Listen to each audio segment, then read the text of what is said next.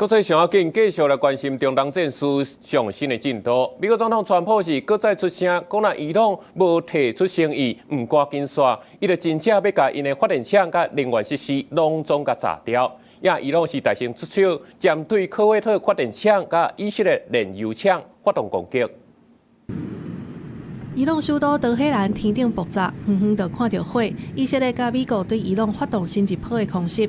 美國總統川普30日在社群媒體答文，若準無趕緊達成停火協議，荷姆茲海峽無重開，美國就會擴大攻勢，徹底毀掉電廠、油井、哈格島、伊朗的能源，也有其他關鍵基礎設施，甚至有可能包括供應飲用水的海水淡化廠。U.S. President Donald Trump has said he's considering having American troops take Karg Island. That is the Iranian oil terminal in the northern part of the Persian Gulf through which the Islamic Republic ships most of its oil.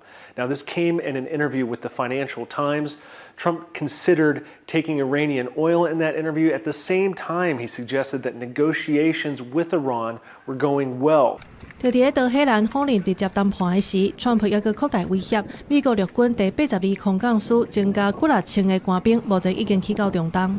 But it remains unclear whether or not he's going to go ahead and order this operation on Karg Island, or to potentially unblock the Strait of Hormuz, or if this is just another negotiating tactic to try to get Tehran to the table.